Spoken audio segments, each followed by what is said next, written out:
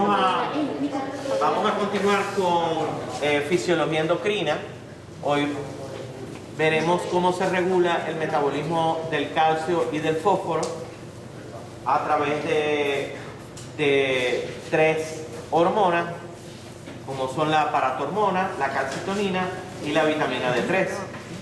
El metabolismo del calcio y del fósforo es como que, no digamos complejo, sino que a uno como es menos habitual que uno lo explore desde el punto de vista clínico o lo busque las manifestaciones clínicas, o sus manifestaciones clínicas no son tan floridas como otras alteraciones. Entonces el metabolismo del calcio y del fósforo a veces uno lo tiene así como que medio olvidado, ¿no? Y es un poquito más complejo en algún sentido de entender. Realmente cuando uno se pone a estudiarlo y lo hace de una manera lógica, utilizando siempre mnemotecnias y utilizando siempre asociaciones, esos son consejos para que ustedes puedan estudiar, ¿no? Lo van a aprender. O sea, lo importante es que ustedes lo lean, hagan como esquemas y utilicen como mapas conceptuales para poder entender esta parte, ¿no? Yo no estoy diciendo que sea difícil, sino que quizás, son interrelaciones de cosas que probablemente uno no es tan habitual que las enfrente, ¿no?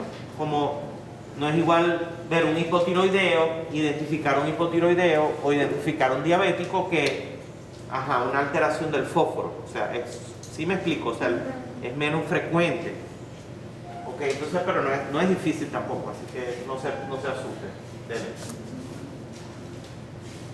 Ok, es importante, fíjense, primero vamos a hablar del calcio, ¿no? Como ese catión divalente que participa en múltiples funciones en nuestro organismo. Es un segundo mensajero muy importante, actúa como un cofactor del sistema de la coagulación, como lo vimos cuando analizamos coagulación y hemostasia. También es necesario para la actividad de algunas enzimas, para la contracción neuromuscular, para mantener la meseta del potencial de acción cardíaco, ¿okay? Las concentraciones del calcio extracelular y ese sistema de túbulos T que veíamos eran fundamentales para que la actividad eléctrica y también inotrópica del corazón se diera en forma adecuada. La traducción de lo que es un fenómeno eléctrico en un fenómeno mecánico se da a través del calcio.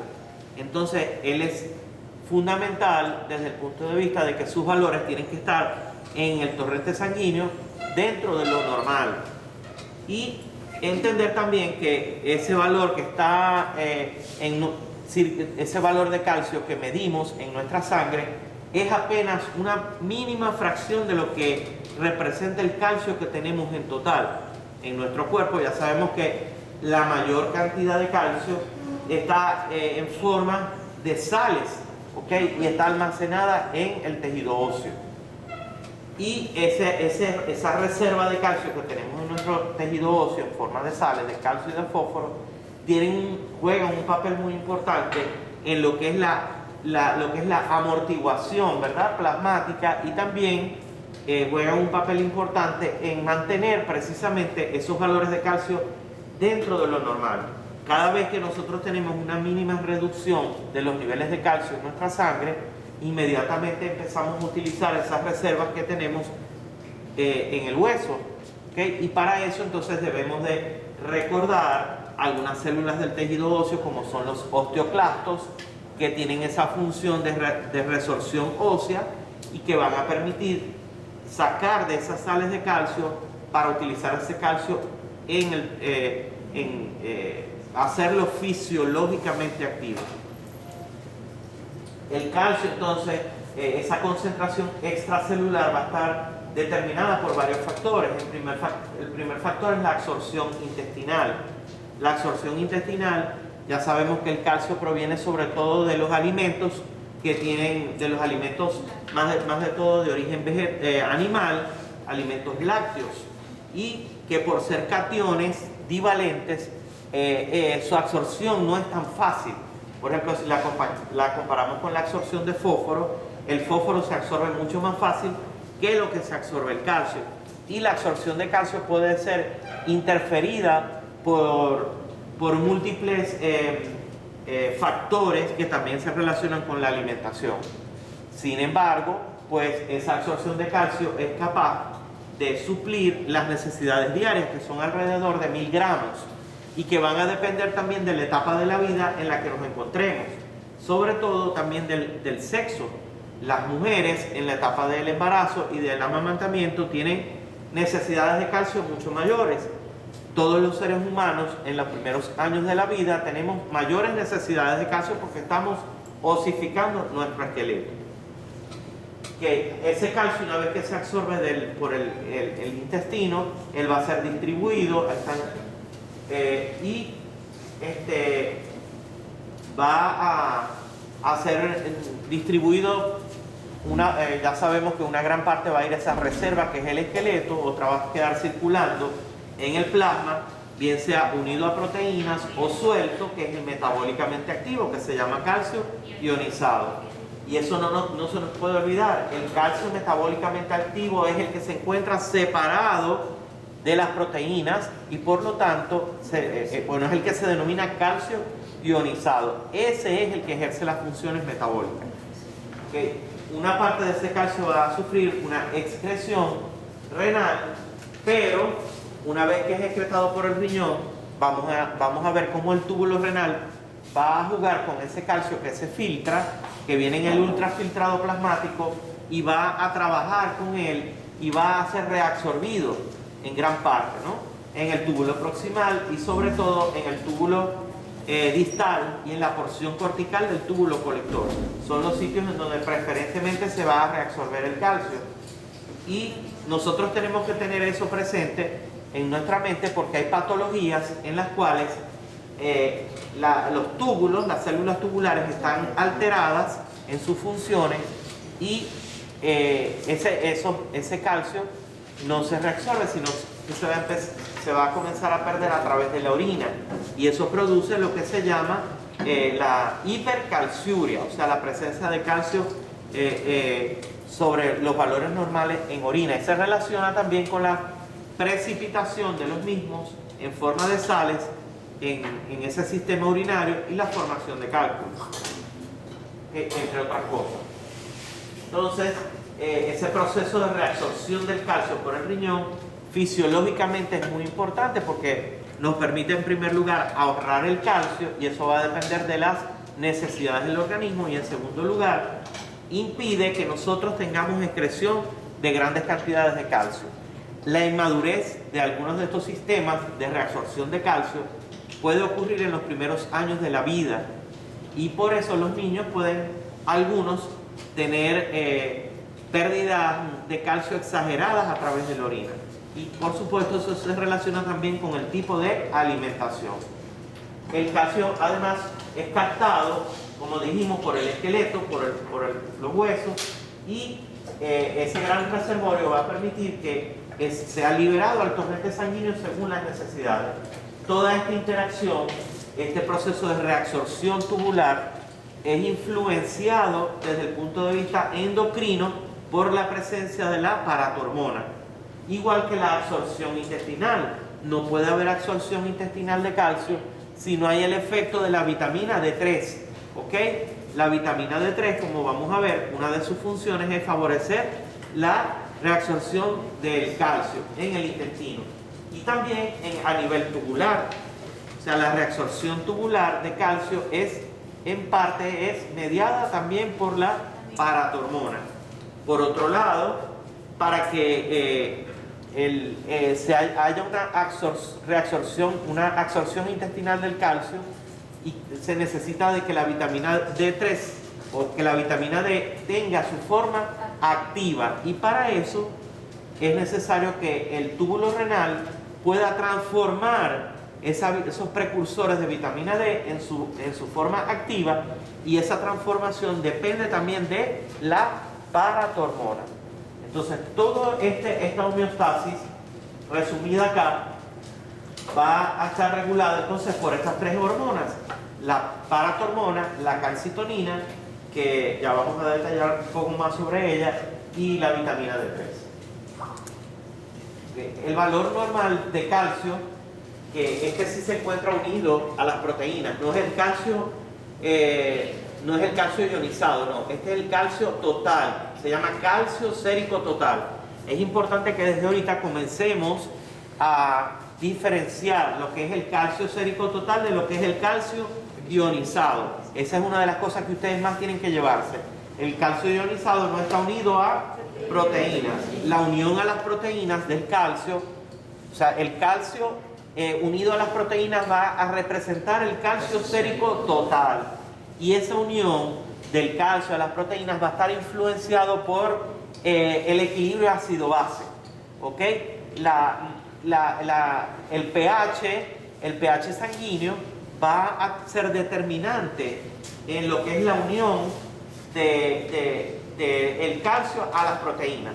Por ejemplo, en condiciones de acidosis, ¿ok? En donde el pH sanguíneo está por debajo de ¿cuánto? De 7,35. De 7,35. Si el pH está por debajo de 7,35, la afinidad de las proteínas por el calcio va a estar disminuida. Entonces, el hecho de que uno tenga acidosis, de alguna forma, hace que el calcio ionizado en nuestra sangre sea mayor. ¿Ok? Cuando esa acidosis se corrige y el pH vuelve a estar hacia la normalidad o se hace alcalino, entonces eso hace que la afinidad del calcio por las proteínas aumente, y eso puede estar relacionado con una disminución del calcio ionizado. Es decir, que en condiciones de alcalosis nosotros tenemos más bien una disminución del calcio ionizado. ¿Por qué? Porque el calcio es secuestrado, digámoslo así, por las proteínas transportadoras, y vamos a tener un mayor nivel de calcio sérico total que de calcio ionizado. En acidosis es lo contrario, la acidosis separa las proteínas del calcio, entonces aumenta el calcio ionizado. Eso lo vamos a explicar ahorita, no me voy a adelantar. Lo que ocurre cuando cambia el pH de ácido a alcalino bruscamente, ¿qué ocurre con esa disminución del calcio ionizado? ¿Qué ocurre en el organismo desde el punto de vista de la excitabilidad neuromuscular? Si no lo digo, me recuerdan para explicárselo. Ok. Entonces, ese calcio extracelular debe ser estrictamente regulado, porque de él depende que haya contracción del músculo esquelético, cardíaco y liso, que se dé la coagulación sanguínea y que haya la transmisión, ahí no es transición, la transmisión del impulso nervioso, y que los fenómenos eléctricos sean traducidos en fenómenos mecánicos. Bueno, aquí está lo que les estaba explicando ahorita. Entonces, las células excitables, como por ejemplo las neuronas y también el tejido muscular, son muy sensibles a los cambios en la concentración de calcio. Si está aumentado el calcio, los valores de calcio, sobre todo calcio, estamos hablando más de calcio ionizado. Si está aumentado el calcio ionizado, eso se llama hipercalcemia. O sea, cuando está el calcio sérico total por encima de 11 miligramos sobre decilitro, eso se llama hipercalcemia. Y esa hipercalcemia va a tener una repercusión en lo que es el tejido excitable, sistema nervioso y tejido muscular y también tejido cardíaco. ¿Ok? Esa hipercalcemia, ¿qué va a hacer con respecto a la excitabilidad? Bueno, ella va a hacer que haya una depresión progresiva de la transmisión del impulso nervioso. La actividad de esos tejidos excitables va a disminuir, es decir, va a disminuir la excitabilidad neuromuscular. los niveles de calcio elevados disminuyen la excitabilidad neuromuscular. Pero resulta que la de las dos polos, si el calcio elevado o el calcio bajo, el trastorno que predomina o que es más frecuente es la hipocalcemia. ¿Ok? Pero vamos a empezar razonando. Acá, niveles de calcio sérico total o calcio ionizado muy altos van a disminuir la excitabilidad neuromuscular. Y eso no se nos puede olvidar, que esa disminución de la excitabilidad neuromuscular va a alterar, por ejemplo, el estado de conciencia, le va a producir a la persona letargia, somnolencia, vómitos, dolor de cabeza, debilidad, ¿ok? Porque está disminuida la excitabilidad neuromuscular. Si yo le hago un electrocardiograma al paciente, la parte del electrocardiograma que se afecta cuando hay trastornos de calcio se llama intervalo QT, ¿ok?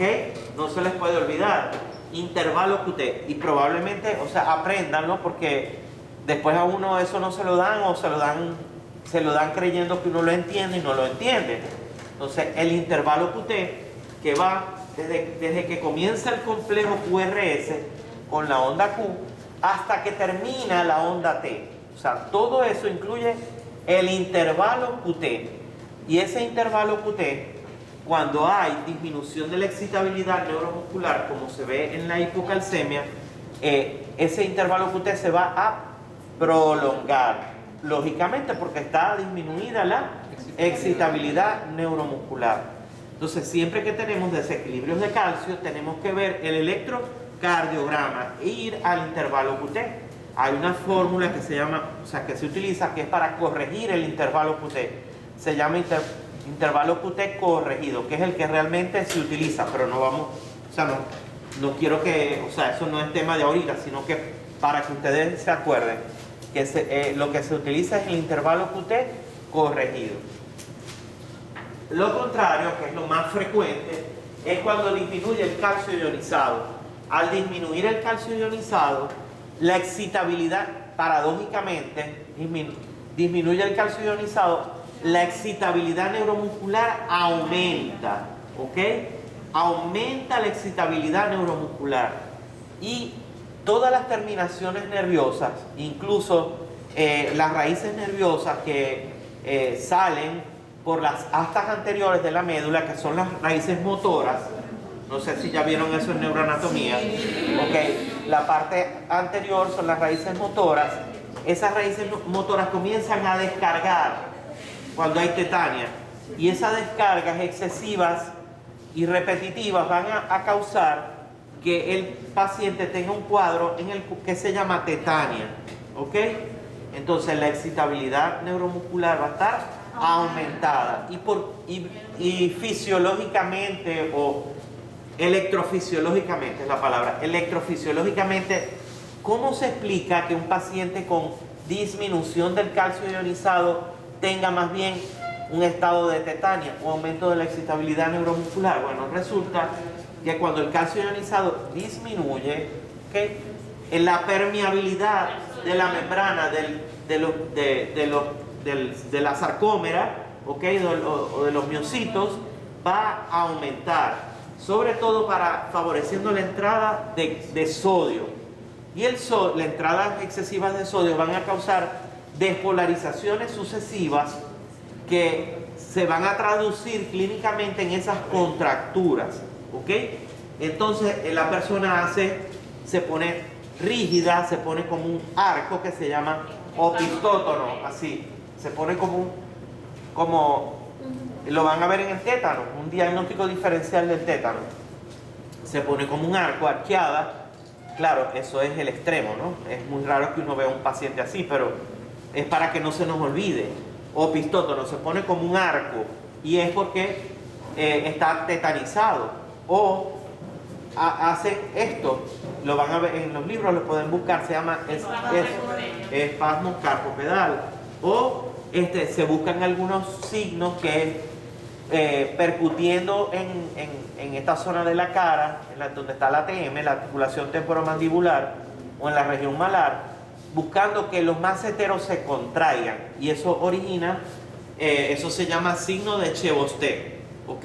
Chevosté y Trousseau. El Trousseau es este y el Chevosté es la contractura de los maceteros. También esos pacientes o esas personas con hipocalcemia pueden tener risa. La contracción de los maceteros hace lo que llaman la risa sardónica y es diagnóstico diferencial de la enfermedad que se llama tétano, que la van a ver en microbiología y es producida por unas toxinas que elabora un bacilo esporulado que es el Clostridium tetani. Ok, entonces, ¿qué hace que aumente la excitabilidad? Entonces la apertura de la membrana celular a los canales de sodio, la entrada de sodio. Entonces el paciente va a tener signo de Chevosté y Trousseau, va a tener espasmo carpopedal, puede tener opistótono. En términos sencillos se pone tieso, se pone rígido. O tiene temblor, también puede tener temblor. O puede tener, en casos extremos, convulsiones por hipocalcemia. ¿Okay? Eso se ve sobre todo en los niños, porque los niños son los que, son más sensibles a esto porque los requerimientos de calcio del niño son más altos, ya dijimos. ¿Y dónde más? En la etapa del embarazo. Frecuentemente van a ver que las mujeres embarazadas se quejan de calambres. Las mujeres cuando están embarazadas te dicen mucho, éstale porque no pude dormir porque tengo calambres. Los calambres pueden ser una manifestación de esa hipocalcemia que tienen en el embarazo. Es un estado en el cual los requerimientos de calcio están aumentados y también cambia el tamaño de las paratormonas, de las glándulas paratiroides, perdón. De esas glandulitas que vamos a ver ahorita, también en el embarazo cambia, porque la demanda para la osificación del producto, requiere más calcio en la embarazada, unos niveles óptimos de calcio, entonces eso las lleva a tener esos calambres de la hipocalcemia. ¿Es verdad que las mujeres embarazadas pueden perder los dientes por eso mismo? Sí, también, y le salen caries. Okay, por eso es que a la mujer embarazada hay que mandarla al odontólogo. Ajá. Una cosa importante que puede causar esa tetania es si alguien está, si un paciente está muy deshidratado. Yo sé que esto tiene que ver con clínica, pero es para que ustedes lo asocien, ¿no? Si un paciente está muy deshidratado, esa deshidratación lo lleva a acidosis. O un paciente que tiene acidosis porque, por ejemplo, tiene una enfermedad en su riñón, está en insuficiencia renal y su riñón no es capaz de reabsorber el bicarbonato o de generar bicarbonato nuevo o de secretar hidrogeniones. Entonces, ¿qué va a pasar? Que ese paciente con esa enfermedad renal va a tener acidosis. Entonces, ese estado de acidosis lo va a proteger de la hipocalcemia. ¿Ok? Lo va a proteger porque las cargas ácidas están haciendo que haya más calcio ionizado. Pero resulta que estaba muy acidótico, llegó al hospital y en el hospital le colocaron bicarbonato endovenoso. Y ese bicarbonato endovenoso le cambió su pH de ácido, se lo cambió bruscamente a alcalino. ¿Y cómo se va a poner ese paciente? Va a tener manifestaciones de tetania. Y eso se llama tetania post-acidótica. Se llama así, tetania post-acidótica de Rapaport, tiene hasta un nombre. Tetania post-acidótica, ¿ok? El paciente se pone tieso. ¿Por qué? Ya dijimos que aumentaba la excitabilidad neuromuscular. Y va a haber secuestro del calcio en el citosol, ¿ok? Secuestro de calcio citosólico. Entonces, el calcio ionizado va a estar disminuido, ¿ok? Entonces, ¿cómo se distribuye ese calcio corporal total? Ya habíamos mencionado que el calcio que medimos en sangre es apenas una ínfima parte de lo que realmente es el calcio que tenemos en nuestro organismo. Fíjense, apenas el calcio que se encuentra en el LEC, en el líquido extracelular, representa un 0,1% del calcio corporal total, ¿ok? apenas el calcio que medimos es un 0,1% del calcio corporal total. Y el calcio que se encuentra dentro del compartimento en el LIF, en el intracelular, es 1%, porque este catión, recuerdan que el calcio es un catión divalente que predomina en el medio intracelular, ¿ok? Entonces, en el intracelular es 1% y en el extracelular es 0,1%. Sin embargo, ese 0,1% desde el punto de vista fisiológico es muy importante. Desempeña las funciones fisiológicas. ¿Ok? ¿Qué pasa? Que el resto del calcio corporal total se encuentra almacenado en los huesos. Por eso los huesos actúan como grandes reservorios de calcio. Entonces no podemos olvidar que cuando medimos el calcio en un paciente, le medimos el calcio que se encuentra en el líquido extracelular. Y de ese líquido extracelular apenas va a representar ese calcio el 0,1%. La mayor parte del calcio se encuentra en los huesos y la otra, el 1%, se encuentra en el líquido intracelular. Dale. Ok, si lo comparamos con el fosfato, fíjense, el fosfato también hay una analogía, ¿no? Que también ambos se encuentran depositados la mayor cantidad en el hueso. El 85% del fosfato corporal se encuentra almacenado en los huesos en forma de fosfatos. El 14,15% del fosfato se encuentra en el medio intracelular. Acuérdense que el fosfato era uno de los aniones del medio más predominante en el medio intracelular que ayudaba junto con las proteínas a mantener la negatividad interna de las células y que jugaba un papel muy importante en qué más, como un amortiguador, muy bien, como un amortiguador en el medio intracelular. ¿Y dónde más actúa como un gran amortiguador? ¿Dónde más el fosfato fue un papel de amortiguación importante? Vamos a ver.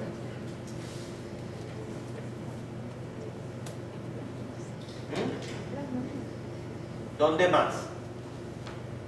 Eso lo explicamos en clase y tenía que ver con su pecado. Vamos a ver. Están dormidos. No puede ser. Ya ustedes vieron eso. Vamos a ver, Ángel. Te hicieron mal las vacaciones. Te hicieron mal las 2 años de vacaciones. Adriel. A nivel renal. A nivel renal. Muy bien. En el túbulo renal. La función del fosfato como amortiguador importante es en el medio intracelular y a nivel tubular. No se nos puede olvidar. Acuérdense que tenía que ver con la PK, con la constante de disociación, que entre más cerca estuviera la constante de disociación del pH del líquido en donde actuaba, su poder de amortiguación iba a ser mayor. Entonces eso se daba más en el medio intracelular y a nivel renal. Sin embargo, los dos sistemas de amortiguación a nivel renal, que son ¿cuál es el otro? ¿Cuál es el otro? ¿Cuál es el otro sistema de amortiguación que tiene el riñón? ¿Cómo el riñón regula el metabolismo, el equilibrio ácido-base? Ángel. ¿Qué más? ¿Cuáles son los mecanismos que utiliza el riñón para regular el equilibrio ácido-base? ¿Cómo que no sabéis? Aquí no se vale decir que uno no sabe, porque ustedes tuvieron 2 años para repasar. O sea, no podían perder el tiempo. Vamos a ver. No, en el riñón. Estamos hablando del riñón.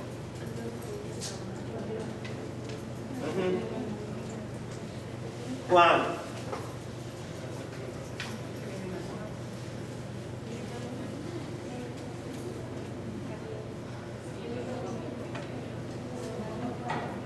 Mecanismos de amortiguación que utiliza el riñón. Vamos a ver. O mecanismos que utiliza el riñón para mantener el equilibrio ácido-base. Bueno, yo no se los voy a decir. No se los voy a decir. Ya vean ustedes si lo leen, si no lo leen, no sé. Ok, entonces el calcio en el plasma y en el líquido extracelular, como les decía, el que se encuentra en el plasma representa el 0,1%, pero de ese 0,1%, que será el 100% de lo que se encuentra en el plasma y en el líquido intersticial, fíjense, casi la mitad se encuentra ionizado, que es el calcio ionizado, es el que puede atravesar las membranas y ejercer su función, es el metabólicamente activo. El 41% se encuentra unido a las proteínas plasmáticas. Tienen que separarse de ellas para ejercer su función metabólica. El 9% se encuentra combinado a citrato o a fosfato, es decir, formando aniones. ¿Ok? Entonces, de todo el calcio que se encuentra en el líquido extracelular, oígase bien, en el líquido extracelular, el 50% es el que anda ionizado. ¿Ok? El 41% es el que anda unido a las proteínas y un 9% unido a fosfatos o citratos. No, pero no dijimos, no terminamos la idea del fósforo.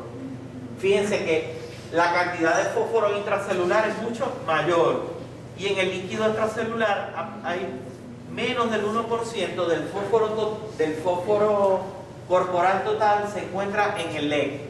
El 15% se va a encontrar en el líquido intracelular y el 85% se encuentra en los huesos. Ajá.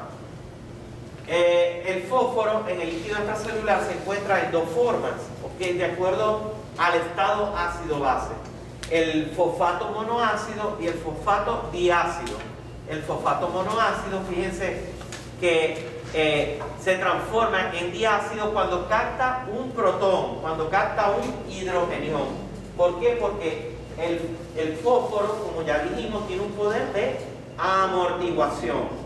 Por eso se encuentra en esas dos formas. ¿Okay? El fósforo se expresa en miligramos sobre decilitro, el fósforo en la sangre, y su valor varía de acuerdo a la edad. En los niños tienen un valor de fósforo un poco más alto, entre 4 a 5 miligramos sobre decilitro. Los adultos de 3 a 4 miligramos sobre decilitro.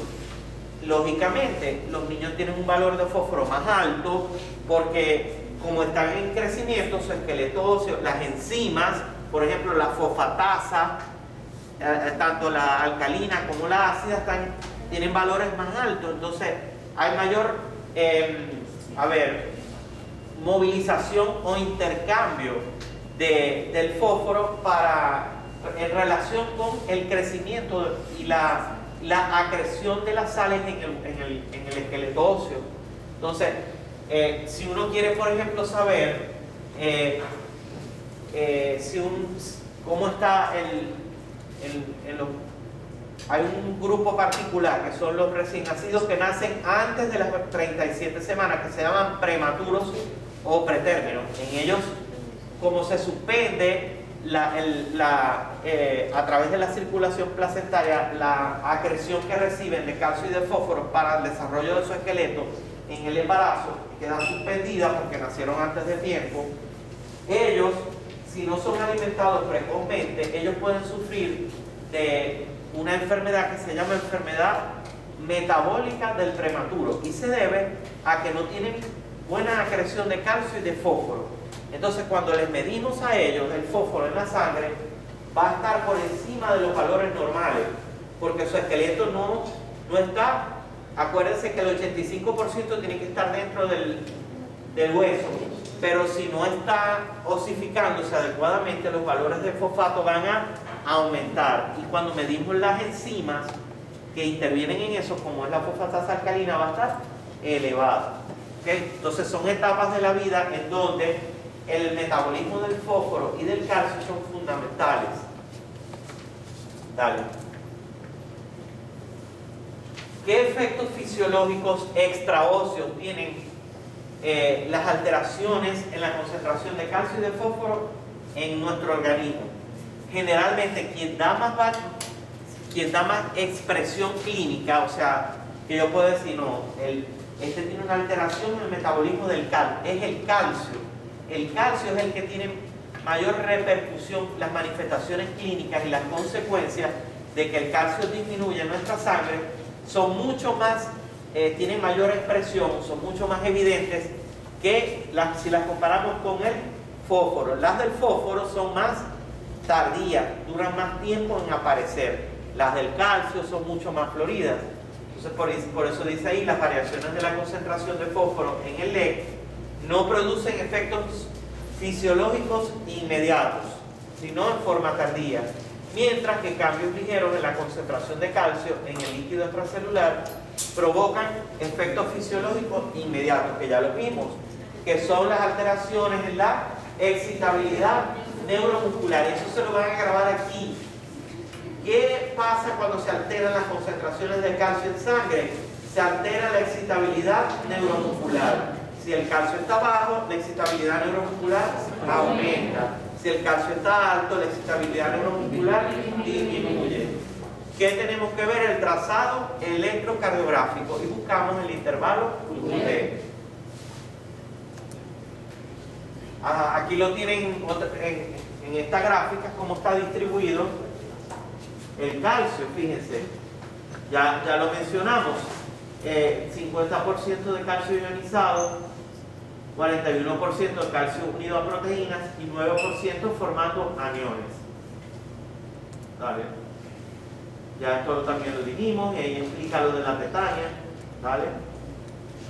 Ok, se aumenta el calcio ionizado, fíjense, hay una depresión de la excitabilidad neuromuscular y de la actividad refleja. Entonces el intervalo QT se prolonga, ahí hay un error, se prolonga porque ahí se acorta y aparece estreñimiento y pérdida de peso. Para mantener esa homeostasis del calcio, le dijimos que era fundamental la ingesta de calcio. Más o menos en una persona que no esté ni embarazada ni esté en etapa de amamantamiento, requiere alrededor de 1000 miligramos al día de calcio. De esos 1000 miligramos al día de calcio, ¿ok? Apenas 350 miligramos se van a absorber a través del intestino y van a pasar al torrente sanguíneo, al líquido extracelular, en donde se van a distribuir.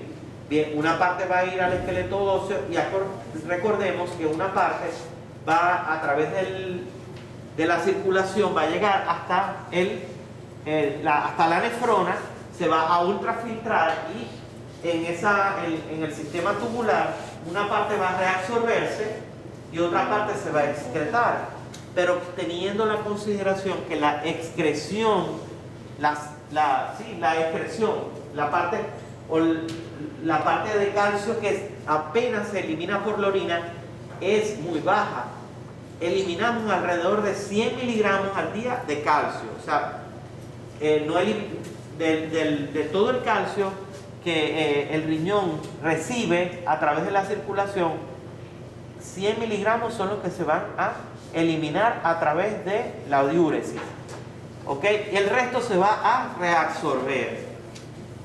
Ahorita vamos a hablar un poco más de eso. Fíjense que el gran depósito está en los huesos, pero ese calcio que está en los huesos es un calcio intercambiable.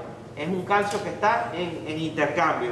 Y ese intercambio va a depender de la presencia de la paradormona. Igual que la absorción intestinal, igual que la absorción a través del túbulo renal. Ok, pero fíjense, de los 1000 miligramos que ingerimos, 350 se absorben, ok, y además las secreciones del aparato digestivo, secreciones pancreáticas, las secreciones que vamos a ver en el tema de digestivo, vamos a ver que esas secreciones son ricas en calcio.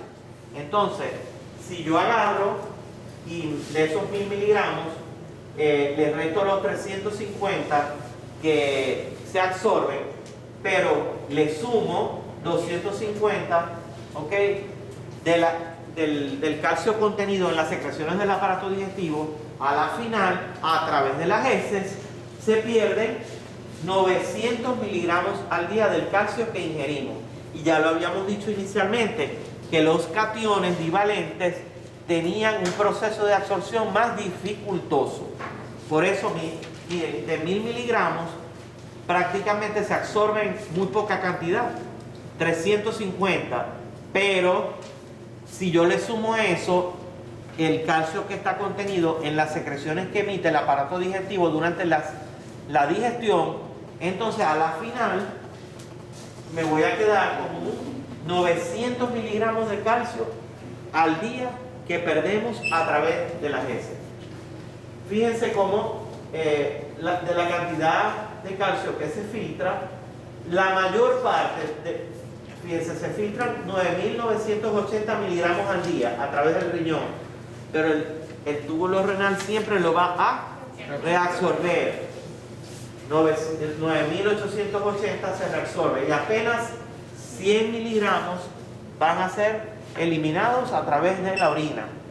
Entonces aquí volvemos a lo mismo. El túbulo renal va a cumplir un papel muy importante en el mantenimiento de la homeostasis del calcio, y eso no lo hace el túbulo renal solito, sino que tiene que estar la presencia de la paratormona. De ahí se deduce, vamos a hacer conexión con fisiopatología, vamos a hacer conexión para que no se nos olvide, asociar. Ustedes van a ver que los pacientes renales, los nefrópatas, los que tienen enfermedad renal crónica, es decir, son enfermos que su número de nefronas funcionantes es muy bajo, ¿ok? Necesitan diálisis probablemente. Esos pacientes tienen alterado el metabolismo del calcio y del fósforo. Ellos presentan niveles de paratormona altos. La PTH va a estar alta, ya vamos a ver qué maneja la PTH. ¿Por qué van a tener la PTH alta? Porque las células tumulares, como están enfermas, no son sensibles al efecto de la paratormona. Entonces, entre más crónica sea la enfermedad, la PTH va a estar más alta, ¿ok?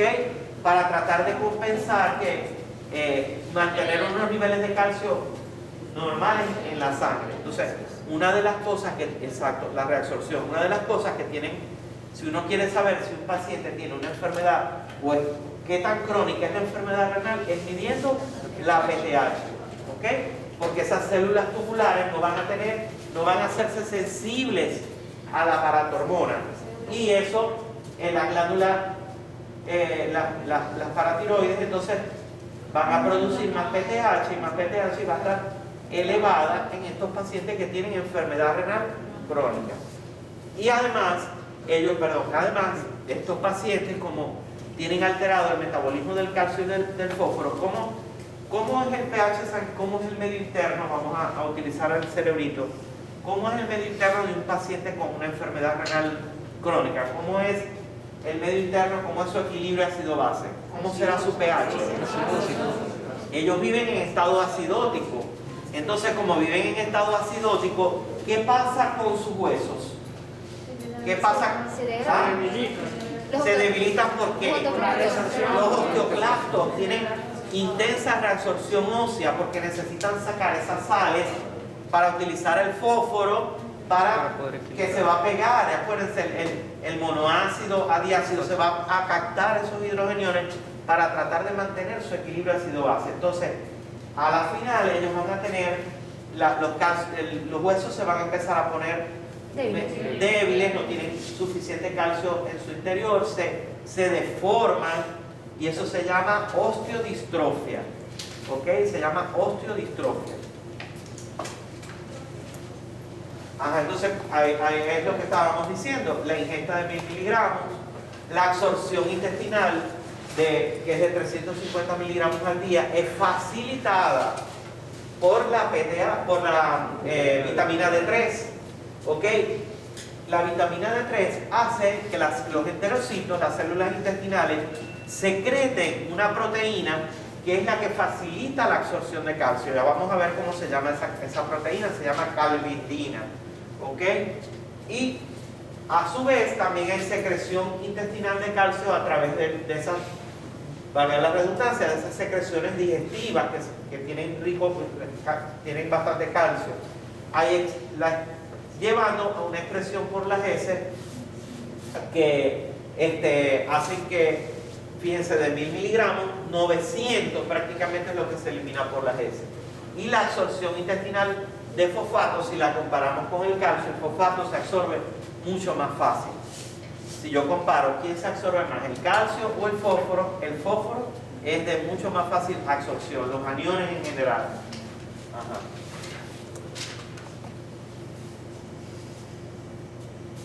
Bueno, esta es la continuación, creo. Bueno, la excreción, lo que hace el riñón, ¿ok?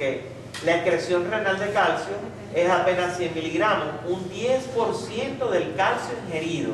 Un 10% del calcio ingerido se va a excretar a través del riñón.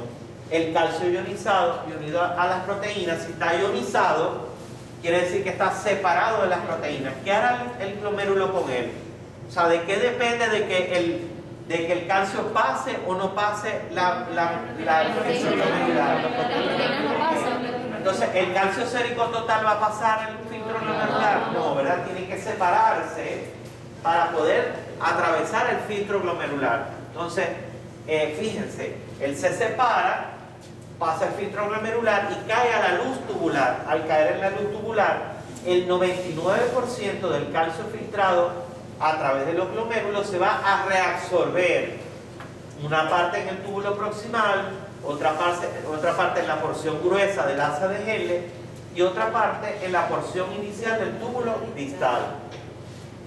Y con respecto a los mecanismos de reabsorción, ya sabemos que muchos están mediados por la presencia de la paratormona, mientras que la excreción renal de fosfato se controla por un mecanismo de rebosamiento. No sé si eso está más adelante, pero el mecanismo de rebosamiento lo que quiere decir es que los niveles de excreción de fosfato por parte del riñón van a estar determinados por las necesidades del organismo.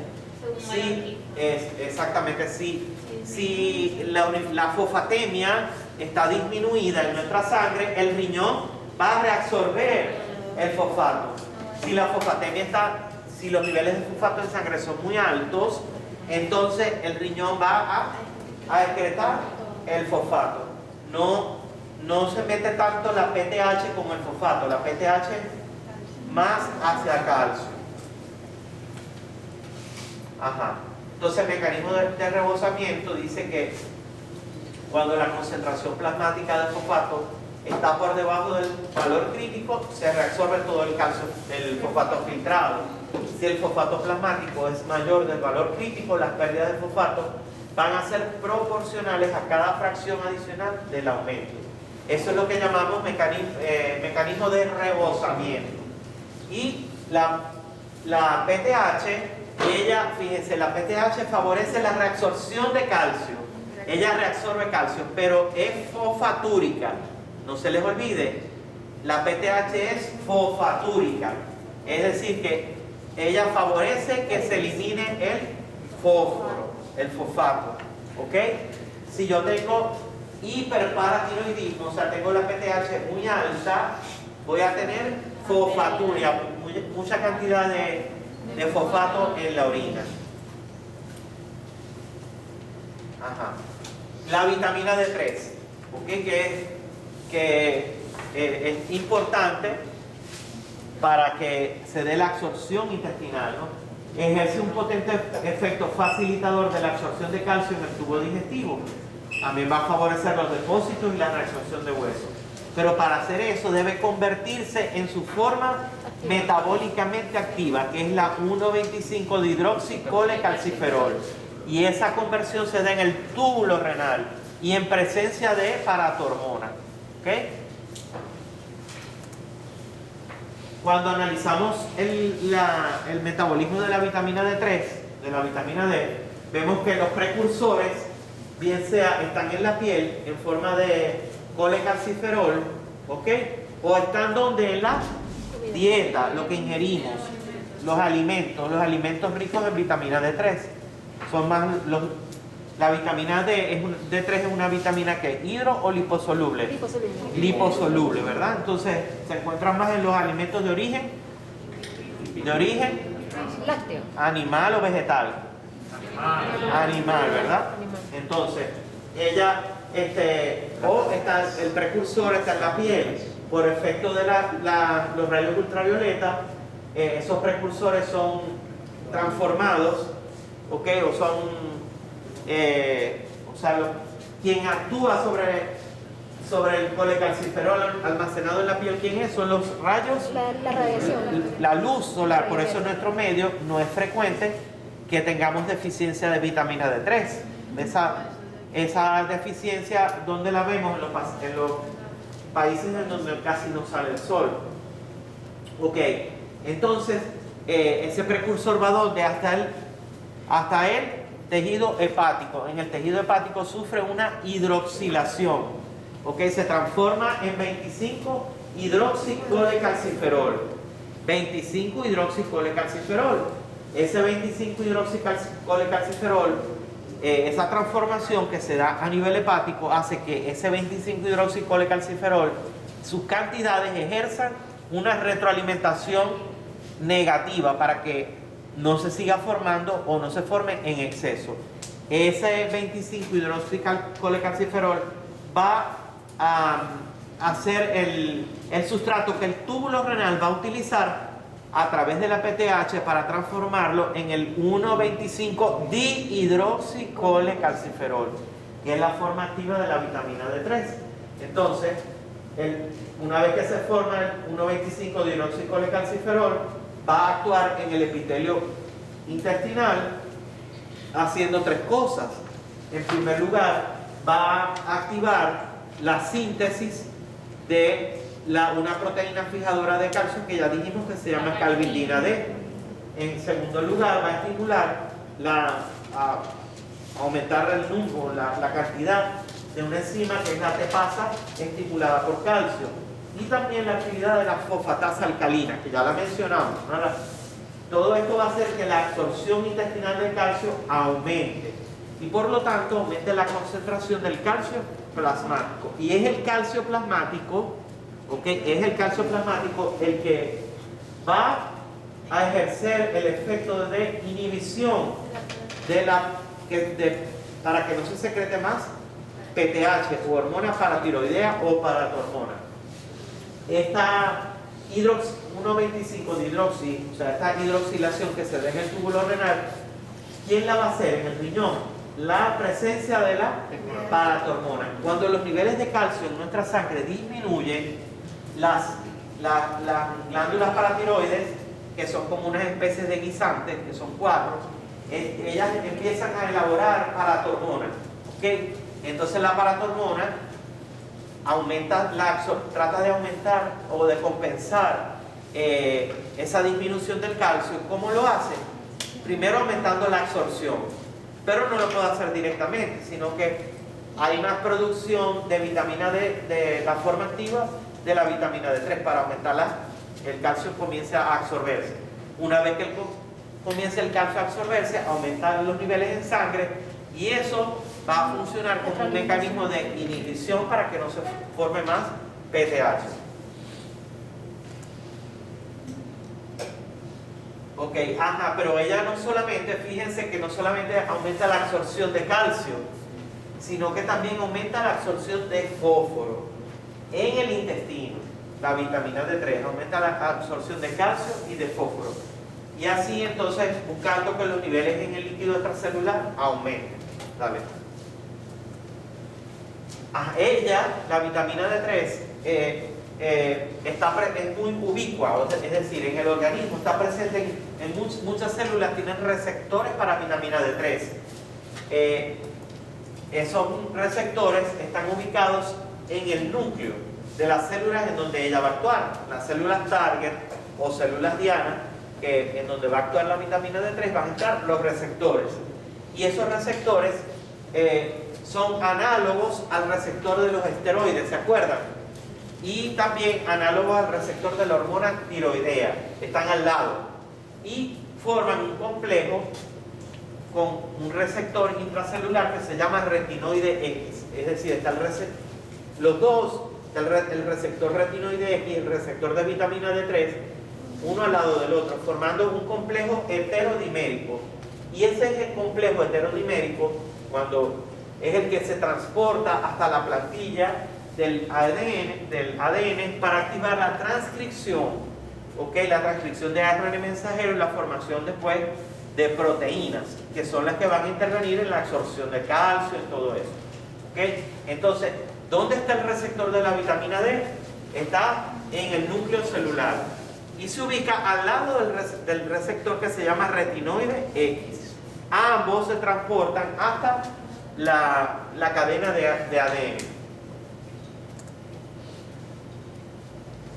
Ok, ¿cuál es el efecto hormonal promotor de la vitamina D sobre la absorción intestinal? Ya lo mencionamos. Actúa como una hormona que va a promover la absorción intestinal de calcio.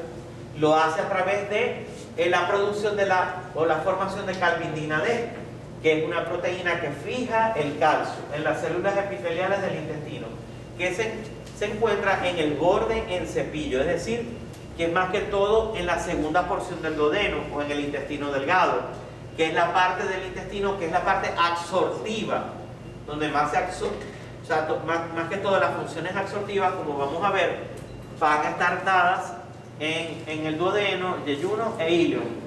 Histológicamente ustedes recuerdan lo que son las vellosidades intestinales, que van a aumentar la superficie de absorción. Ahí es donde se encuentra la calvindina D. Al unirse el calcio a ella, hay desplazamiento hacia el interior del citoplasma, pero luego este se va a desplazar a través de la membrana vasolateral, como lo hacen otros iones, y por difusión, o sea, siguiendo un mecanismo de difusión facilitada. Entonces la proteína fijadora de calcio va a permanecer en las células, esto es importante, durante semanas, ¿ok? Es decir, que tiene un efecto prolongado.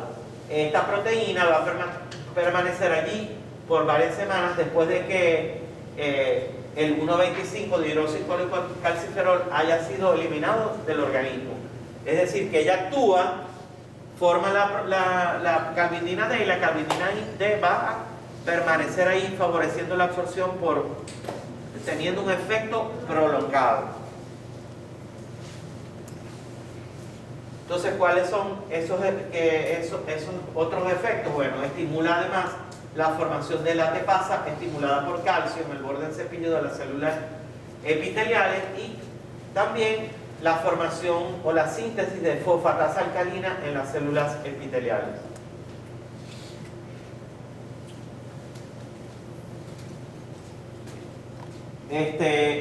¿Qué va a pasar con respecto a vitamina D y fosfato, ¿no? El fosfato ya se va a absorber con más facilidad en el intestino y eso va a ser ayudado por la vitamina D. El efecto directo de 1,25 de hidroxicalciferol va a ayudar a la absorción del fosfato, pero puede haber una absorción también secundaria donde el calcio va a actuar como un mediador para el transporte de fosfato. Es decir, que la vitamina D puede directamente hacer que el calcio se absorba, pero indirectamente, si hay absorción de calcio, ayuda a que haya un acoplamiento de la absorción de ambos iones. Ajá. ¿Qué pasa en el riñón? Esto es importante. La vitamina D va a reducir la excreción renal de calcio y de fosfato.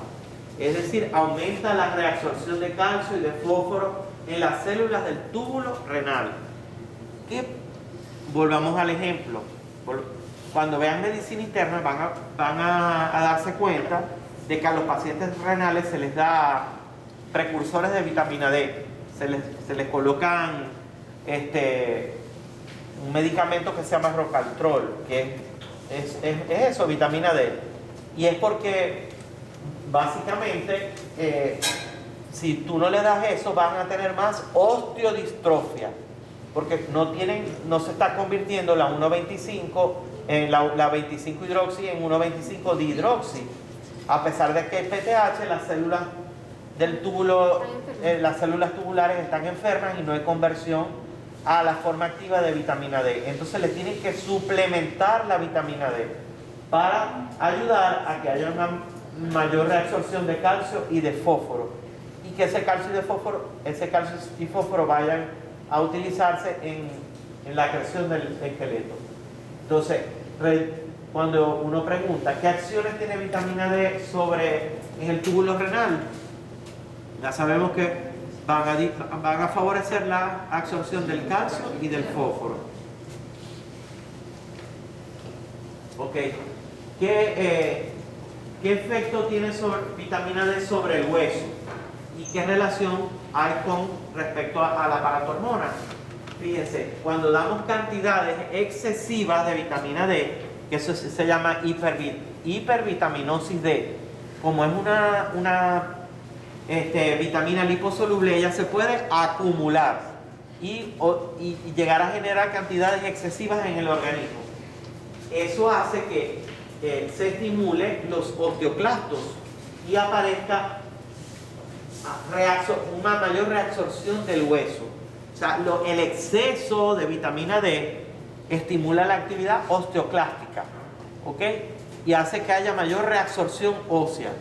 Mientras que la vitamina D en cantidades normales, en cantidades pequeñas, más bien va a promover la acreción de calcio por el hueso. Es decir, el depósito del calcio en el hueso. ¿Qué quiere decir eso? Bueno, que no podemos dar vitamina D en forma suplementaria si el paciente no lo necesita, porque voy a llevarlo a cantidades excesivas de la misma hipervitaminosis y voy a promover más bien que el hueso se comience a degradar, que haya mayor reabsorción ósea. Ok, ahora vamos a hablar de la paratormona. O sea, ¿qué tipo de hormona habíamos dicho que era esta? Una hormona de naturaleza proteica, ¿verdad? Ya tienen todos que contestar como una escuelita de naturaleza proteica. Es una hormona de naturaleza proteica. Y por lo tanto se va a sintetizar, pues las células que la producen se llaman células P o células parafoliculares, que se encuentran en la estructura histológica de las 4 glándulas de las paratiroideas, que se encuentran ubicadas, metidas en el mismo tejido de los lóbulos tiroideos, polo superior, polo inferior, polo superior y polo inferior. Tienen un color como parduzco. Generalmente es difícil cuando se hacen las cirugías de tiroides y se hacen las tiroidectomías, generalmente se llevan la glándula paratiroides porque no la pueden identificar macroscópicamente. Es difícil diferenciarla del resto del tejido de la tiroides, ¿ok? De la glándula tiroides. Entonces, la hormona paratiroidea es sintetizada por esas células que se llaman células parafoliculares o células principales, perdón, células principales o células P, ¿ok? Y también hay unas que se llaman células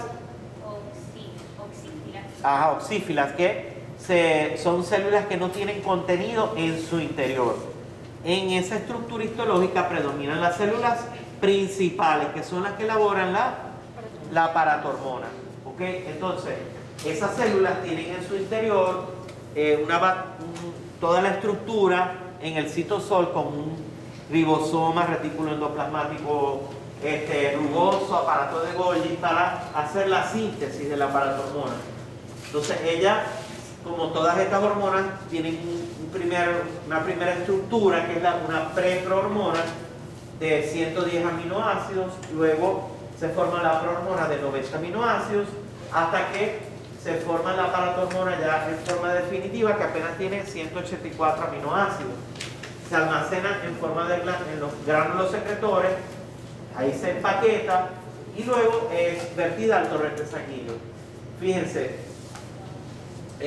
además de la síntesis de esa paratormona que tiene 84 aminoácidos, se forman unos residuos aminoacídicos de 34, que más o menos tienen 34 aminoácidos, que van a estar unidos al extremo N-terminal. ¿Cuál es la importancia de estos residuos de 34 aminoácidos? Que ellos también tienen actividad como la PTH, y que esta actividad hace que la vida media, o sea, en general la vida media de ellos, de estos residuos, puede ser de varias horas. En cambio, si yo comparo con PTH, que tiene 84 aminoácidos, ¿ok? La vida media de la PTH es de minutos, días a minutos, ¿ok? Entonces, los residuos esos que están en el extremo, en el terminal, van a ejercer un efecto de horas, mientras que la PTH va a tener un efecto que puede ser de minutos hasta días, ¿ok?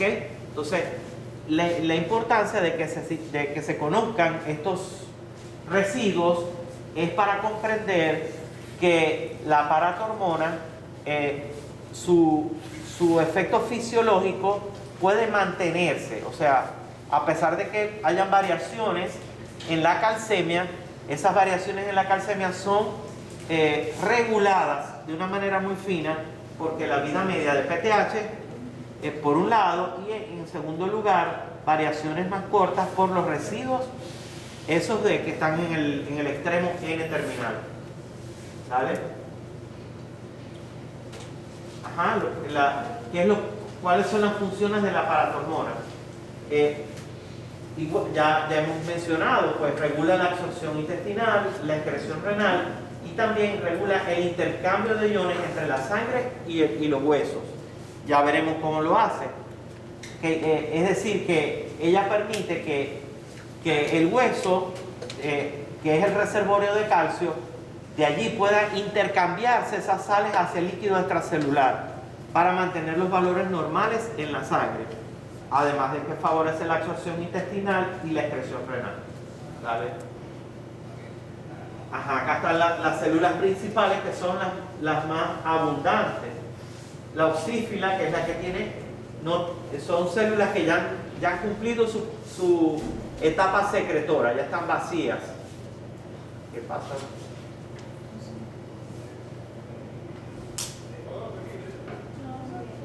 Ok. Fíjense que son 4 glándulas paratiroides situadas inmediatamente por detrás de la glándula tiroides. Miden apenas 6 milímetros de longitud, 3 milímetros de ancho y 2 de espesor, y tienen un aspecto parduzco. ¿Okay? ¿Qué efectos tiene PTH sobre las concentraciones de calcio y de fósforo en el líquido extracelular? Sobre el calcio, estos efectos se deben a 2 situaciones o 2 acciones fisiológicas. En primer lugar, el aumento de la reabsorción de calcio y de fósforo del hueso. ¿Okay? La PTH hace que el hueso pueda liberar calcio y fósforo cuando sea necesario. Y ya vamos a ver cómo ocurre eso. Y en segundo lugar, ¿qué efecto tiene? ¿Cómo la PTH modula esas cantidades de calcio en nuestro líquido extracelular? Reduciendo la excreción renal. El efecto de reducción de la excreción renal de calcio es un efecto más rápido, más inmediato. ¿Qué hace con respecto a fósforo? Acá hay una diferencia. Vitamina D, acuérdense que favorecía la reabsorción renal de calcio y de fósforo. PTH no. PTH aumenta la excreción renal y este es un efecto potente de ella. ¿Ok? A través del efecto de PTH sobre el túbulo renal, nosotros podemos excretar las cargas de fosfato. Entonces, PTH eleva el fosfato en sangre por reabsorción ósea, como dice acá, porque es calcio y fósforo, pero aumenta su excreción renal. Y ahí hay como conchitas de mango, ¿no? ¿Qué hace la PTH en el riñón? ¿Qué hace la PTH con el fosfato en sangre? ¿O qué hace con el calcio? Está claro, ¿no? PTH entonces favorece es fosfatúrica. ¿Ok? Fosfatúrica. Ajá. Esta parte es interesante, ¿no? ¿Cómo ocurre? ¿Cómo PTH hace que el calcio depositado o las sales que están... El hueso tiene dos partes. Histológicamente, que me imagino que la vieron, tienen una parte que se llama la matriz ósea, que está formada por las fibras de colágeno. Las fibras de colágeno van a tener una disposición que le van a permitir resistir al hueso a lo que es la tensión. O sea, cuando nosotros no nos fracturamos los huesos tan fácilmente, o podemos mantener nuestro cuerpo porque nuestros huesos tienen fibras de colágeno, Tipo ¿no? 1. ¿Ah? Creo que son tipo 1. Colágeno tipo 1. Sí, fibras de colágeno tipo 1, ¿ok? Y esas fibras le permiten mantener la estructura del hueso y todo eso. Y además de esa matriz ósea, ¿qué más tenemos en el... ¿Ah? ¿Cómo? La sustancia fundamental. La sustancia fundamental. ¿Y qué contiene esa sustancia fundamental? Tiene glucosaminoglicanos, proteoglicanos y tiene ácido hialurónico, ¿verdad? Ok, en esa sustancia fundamental, entre esa sustancia fundamental y las fibras de colágeno se forma la matriz del hueso. ¿Y qué más falta? Las sales, ¿verdad? Las sales que están depositadas en el hueso, que son las sales de calcio y de fósforo, o sea, fosfato de calcio. Entonces, gracias a la presencia de ese fosfato de calcio, es que el hueso actúa como ese reservorio. PTH, al actuar sobre el tejido óseo, ¿ok? Para aumentar los niveles de calcio y de fósforo en sangre, tiene dos maneras de hacerlo. Una manera rápida y una manera más prolongada o lenta. La manera rápida es la que se hace favoreciendo la destrucción del hueso. ¿Okay? Eso se llama osteólisis, o sea, una mayor reabsorción ósea. Resulta que la PTH va a actuar sobre una membrana que se llama membrana, vamos a ver si la conocen, osteocítica.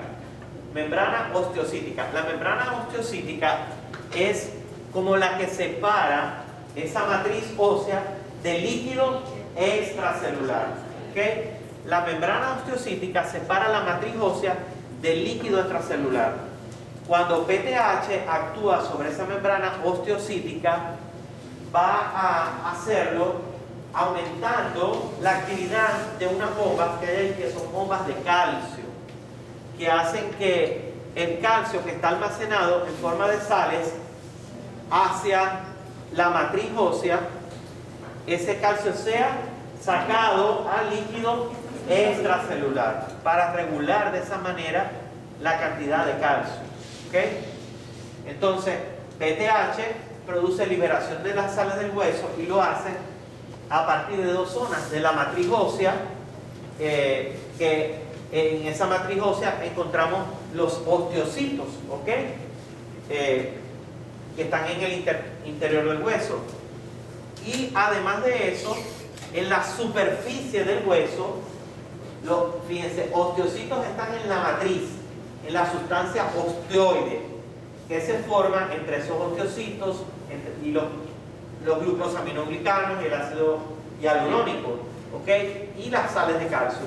Pero además, en la superficie del hueso, en la parte externa, digámoslo así, del hueso, están los osteoclastos.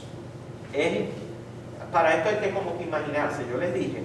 Entonces, los osteocitos están en la sustancia osteoide, en la matriz del hueso, y los osteoclastos están en la periferia. Entonces, la PTH, ella puede actuar en ambas partes. Puede actuar en la matriz o puede actuar aumentando la actividad de los osteoclastos. Pero ese efecto sobre ese efecto sobre esa matriz ósea y todo eso para favorecer la salida del hueso se llama osteólisis y se considera que es uno de los mecanismos rápidos a través de los cuales la PTH regula nuestras concentraciones de calcio. Dale la otra. Ok. Es importante saber que los osteoblastos y los osteocitos, osteoblastos, hay tres células, osteocitos, osteoblastos y osteoclastos. Ok, los osteoblastos son células precursoras de los osteocitos, ¿no? Los osteoclastos son las células que producen la remodelación o la reabsorción del hueso. Entonces, es importante que nosotros sepamos fisiológicamente que los osteoblastos y los osteocitos son los que poseen receptores, proteínas receptoras para la PTH. ¿Ok? Los osteoclastos no. con preguntas de examen, ¿no? Que está la conchita de mango. ¿Quiénes poseen proteínas receptoras para PTH? Osteoblastos y osteocitos. Ellos, a la PTH, al unirse a esas proteínas receptoras, van a activar la bomba de calcio que se encuentra ¿dónde? En la membrana osteocítica que separa la matriz ósea del líquido extracelular. Eso hace que aumente la permeabilidad del calcio del líquido óseo a través de la membrana osteocítica, haya difusión de calcio al interior de las células osteocíticas desde el líquido óseo. La bomba de calcio al otro lado de la membrana favorece la transferencia de iones de calcio al líquido extracelular y de esta manera aumenta la concentración de calcio en el líquido extracelular.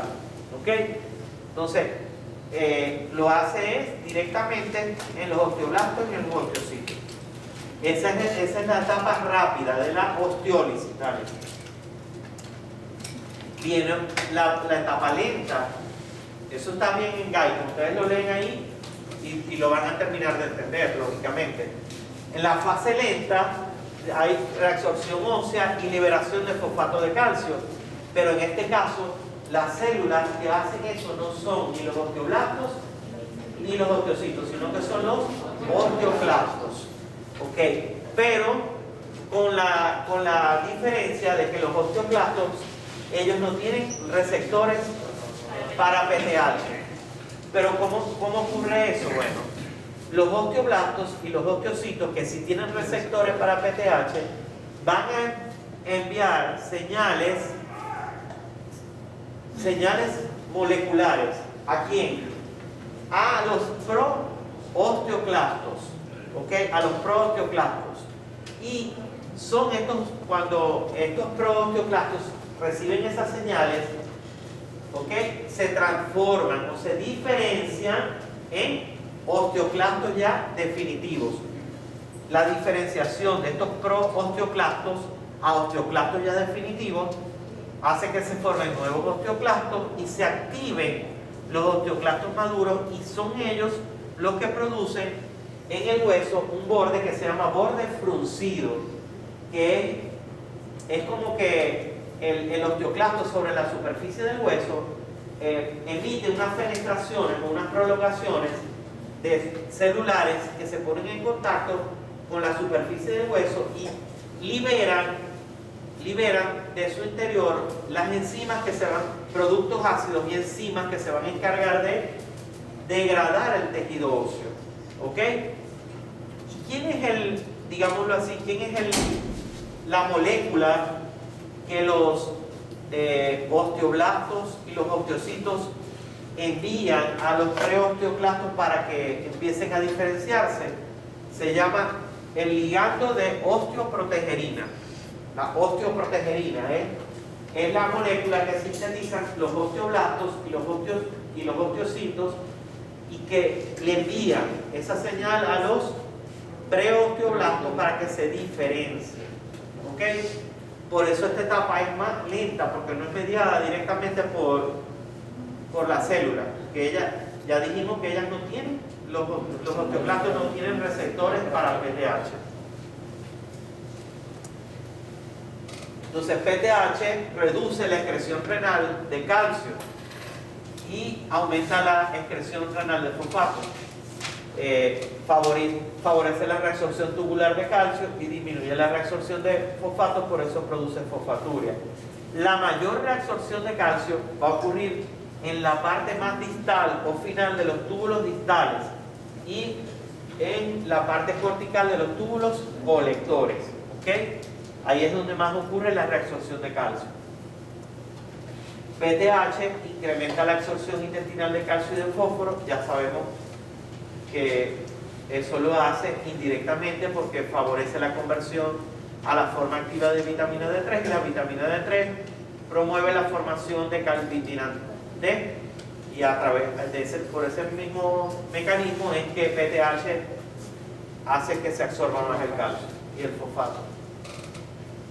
Ok, ¿cuál es el segundo mensajero que utiliza la paratormona para ejercer sus acciones fisiológicas? Es el AMP cíclico, o sea, a través de la adenilato ciclasa aumentan los niveles de AMP cíclico y él es el segundo mensajero que actúa sobre las células dianas, osteocitos, osteoblastos y otras células efectoras para poder ejercer su función. Y el nivel de calcio en sangre, es decir, la calcemia, es el determinante más importante que va a ser sensado por unos receptores especiales que tienen las células principales de la glándula paratiroides para determinar cuál es el nivel de calcio en la sangre. O sea, el valor de calcio en la sangre, si está reducido, inmediatamente esas células principales tienen este receptor que se llama receptor sensible a calcio, que es un receptor que es un receptor acoplado a proteína G, ¿ok? Y que activa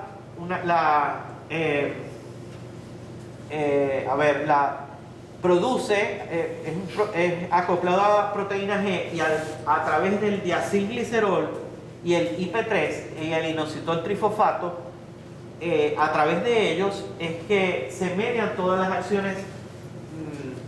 Cuando se detecta un descenso del nivel de calcio en sangre, el receptor sensible a calcio, ¿ok?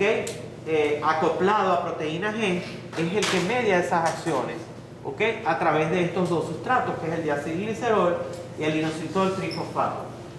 Y a la final se activan la batería dentro de la célula para que se produzca la paratormona, se eleve el nivel de paratormona para que ella pueda ejercer sus efectos sobre sus tres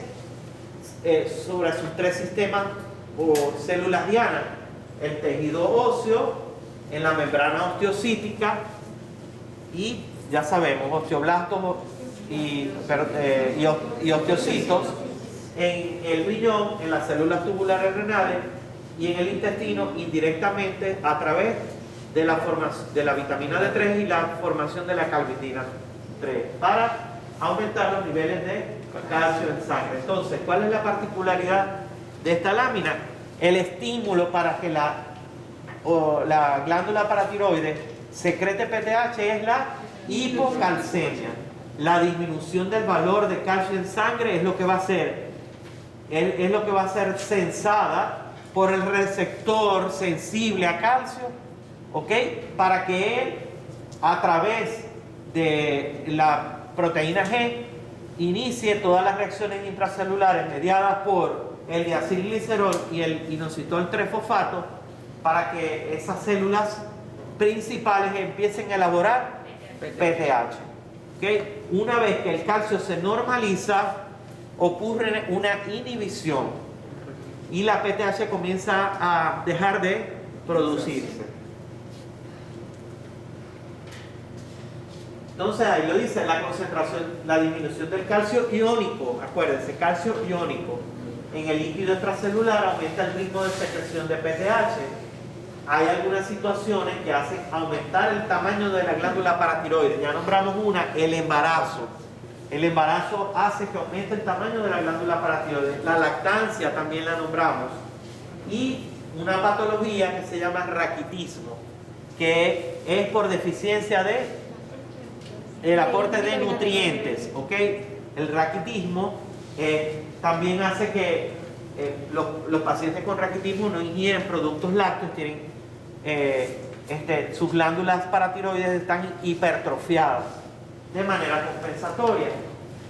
El aumento del calcio ionizado disminuye más bien la actividad de la paratiroides y eso puede ocurrir cuando hay dietas con cantidades excesivas de calcio, alto contenido de vitamina D o que haya alguna patología que favorezca la actividad osteoclástica. Por ejemplo, enfermedades oncológicas, hay algunas enfermedades oncológicas en donde los osteoclastos andan como locos, degradando hueso y los pacientes tienen hipercalcemia y eso hace que disminuya la producción de PTH. Ajá. ¿Qué particularidades tiene ese receptor de detección de calcio? Receptor de detección de calcio. ¿Dónde se encuentra? En la membrana de las células principales, ya lo dijimos. Está acoplado a la proteína G y mediante la activación de la fosfolipasa C, no me acordaba de la bendita fosfolipasa, pero está acoplado a fosfolipasa C, va a incrementar la producción de, aquí no son, aquí hay tiene una P de más, inositol trifosfato y diacilglicerol, estimulando la liberación de calcio desde los depósitos intracelulares y reduciendo la secreción de PTH. Entonces, una disminución de la concentración de calcio en el líquido extracelular inhibe la ruta de la fosfolipasa C y estimula la secreción de PTH. Fíjense que ahí hay algo, ¿qué notaron ustedes ahí? Algo contradictorio, ¿verdad? Porque es al revés, el receptor, cuando la concentración de calcio en el líquido extracelular inhibe la ruta de la fosfolipasa C. Y eso es lo que estimula la secreción de PTH. O sea que tiene que estar más bien inhibida la ruta de la fosfolipasa C para que se elabore PTH. Por eso el receptor, ese receptor de detección de calcio es como, tiene un efecto, digamos que paradójico al que uno espera. Uno diría, bueno, tiene que estar activada la fosfolipasa C para que la célula principal elabore PTH. No, es lo contrario. La disminución de la calcemia bloquea el efecto, primero es captada por el receptor que está acoplado a proteína G, pero esa variación en la concentración más bien bloquea la ruta de la fosfolipasa C y es lo que estimula. Acuérdense que cuando vimos los mecanismos de señalización acoplados a proteína G, decíamos que ellos podían ser inhibidores o estimuladores. En este caso, tienen que estar inhibidos para que la glándula pueda secretar PTH. ¿Cuál es el resumen? Entonces, una disminución de la concentración iónica de calcio en el líquido extracelular va a promover a través del PTH la reabsorción ósea, la liberación de calcio en el líquido extracelular. Aumenta la reabsorción de calcio y reduce la reabsorción de fosfatos en los túbulos renales porque ella es fosfatúrica. Y favorece la conversión o la hidroxilación del 25-hidroxicalciferol en 1,25-dihidroxi para aumentar la absorción. Ajá. La contraparte,